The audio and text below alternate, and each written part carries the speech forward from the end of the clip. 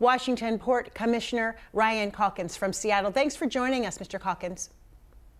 Good evening, Joyce. Thanks for having me. So happy to have you. So what kind of impact are you seeing in response to the tariffs so far? What's the immediate impact? Right now, what we're seeing is that importers have been stocking up for a few months in preparation for this kind of trade war. And our numbers have been really good in the first quarter of the year, but we're also seeing forecasts that numbers are going to drop by 20 to 30% over the next few months, which for businesses like importers, for the longshore workers on the docks, for the truck drivers, the rail companies, these are all really significant drop-offs in business activity. And here in Washington, it's kind of a double whammy for us because we are both an import capital for the northwestern corner of the United States, but also we are we actually have a trade surplus. We export more from Washington than we import.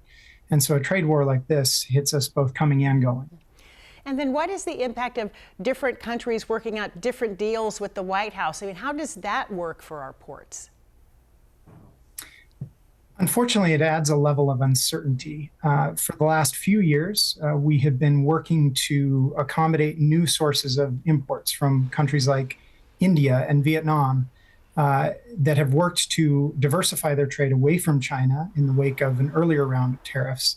And now with this new round of tariffs that have been proposed, those countries are seeing some of the highest tariff rates. So all of that effort that had been put into creating new lanes for trade with countries like Vietnam are now at risk. And it's creating uncertainty for all the import businesses that rely on international trade to provide the goods and services that we enjoy here in Seattle.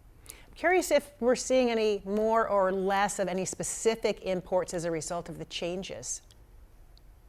Obviously, the auto industry has been targeted particularly hard by tariffs, and that is a major source of trade for the Northwest Seaport Alliance, which is the Port of Tacoma and Port of Seattle. It was one of our most significant, not just the fully assembled cars, but also the parts that go into the cars that we manufacture here in the U.S. And so we've already seen a significant reduction in forecasting for those products, which just here in the Pacific Northwest, in the Puget Sound alone, that accounts for about 1,300 jobs at our ports. I was just thinking, you know, we all drive past the ports in Tacoma and Seattle all the time without thinking maybe necessarily how many people and jobs and lives are impacted by all the activity at our ports every day for years and years now.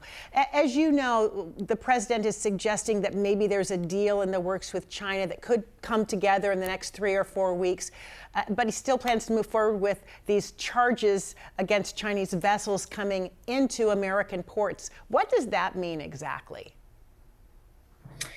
Well, the proposed charges will add roughly $150 per container to any container coming in through a U.S. port that is on a vessel that was built or crewed or owned by a Chinese company. So that's for the West Coast, that's a significant amount of the volume right now. We anticipate that the shipping companies will divert some of that. They'll switch up the route so that the impacts aren't felt as much as would otherwise have happened.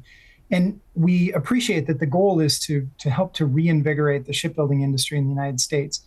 But we are concerned about the impacts that it can have in adding an additional fee to cargo coming into our ports. Are you feeling optimistic?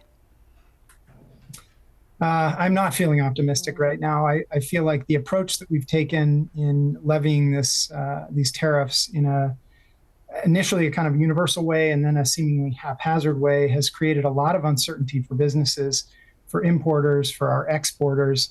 And I just have not seen a lot of hope that we're going to come out of this better off than we were just a month ago when this all started. Well, we'll keep checking in with you and hopefully things will start to look up. We appreciate your time and your insight tonight, Mr. Calkins. Thank you. You bet.